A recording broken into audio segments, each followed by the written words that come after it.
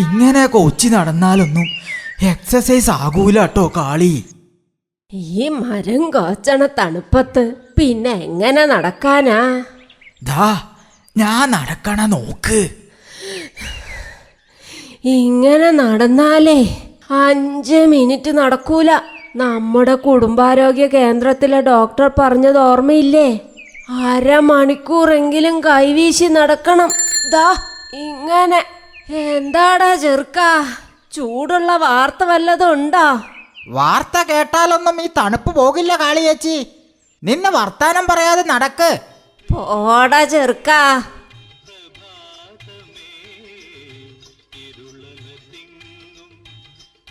കാളനും കാളിയും അല്പം വൈകിയാണല്ലോ.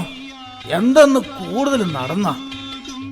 എന്ത് പറയാനാടാ, ആ വളവിലെ കേറ്റേ വിചാരിച്ച പോലെ അങ്ങോട്ട് വഴങ്ങണില്ല.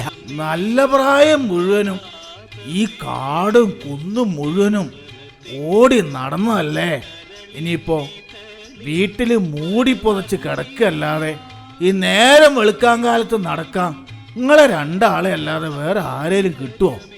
എന്ന് പറഞ്ഞാൽ എങ്ങനെയാ കുട്ടേട്ടാ?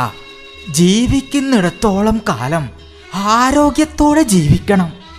അതിന് നമ്മൾ ചില മടിയും സുഖവും ഒക്കെ മാറ്റി വെച്ചേ മതിയാവൂ.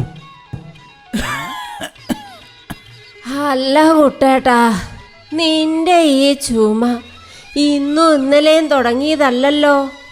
നീ ഇതുവരെ ആശുപത്രിയിലൊന്നും കാണിച്ചില്ലേ? ഇതങ്ങനെ ആശുപത്രി കാണിക്കാൻ മാത്രമൊന്നും ഇല്ലെന്നേ. രാവിലെ നല്ല കോടയല്ലേ, വല്ല നീരിറങ്ങിയതോ മറ്റൊക്കെ ആവും. എത്ര ദിവസമായി ഈ ചുമ തുടങ്ങിയിട്ട്? 1-2 ആഴ്ചയായി. വായിക്കൊന്നും ഒരു രുചിയില്ല, വിശപ്പില്ല. ചിന്നമ്മ ഉണ്ടാക്കി തരുന്ന ചുക്ക് കാപ്പി കഴിച്ച ഇച്ചിരി സമാധാനമുണ്ട്. നീ ചെയ്യുന്നത് ശരിയല്ല കുട്ടേട്ടാ. നമ്മുടെ പഞ്ചായത്തിനെ ക്ഷയരോഗമുക്ത പഞ്ചായത്തായി പ്രഖ്യാപിക്കാനുള്ള പ്രയത്നത്തിലാണ് ഞങ്ങളെല്ലാം. 2 ആഴ്ചയിൽ കൂടുതലുള്ള ചുമ ക്ഷയരോഗത്തിൻ്റെ പ്രധാന ലക്ഷണമാണ്. മാത്രല്ല, നീ ഈയിടെയായി ഒന്ന് മെലിഞ്ഞും പോയിട്ടുണ്ട്. അതും മറ്റൊരു ലക്ഷണമാണ്. വിശപ്പില്ലായ്മയും ഒരു ലക്ഷണം തന്നെ. നീ ഇന്ന് തന്നെ നമ്മുടെ കുടുംബാരോഗ്യ കേന്ദ്രത്തിൽ ചെന്ന് കഫം ടെസ്റ്റ് ചെയ്യണം. അഥവാ ക്ഷയരോഗമുണ്ടെങ്കിൽ തന്നെ എല്ലാ സർക്കാർ ആരോഗ്യ കേന്ദ്രങ്ങളിലും സൗജന്യ ചികിത്സ ലഭിക്കും. വൈകണ്ട കുട്ടാട്ടാ.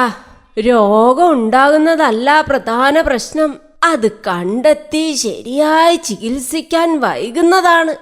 നമ്മുടെ ആരോഗ്യം നമ്മൾ തന്നെ നോക്കണം.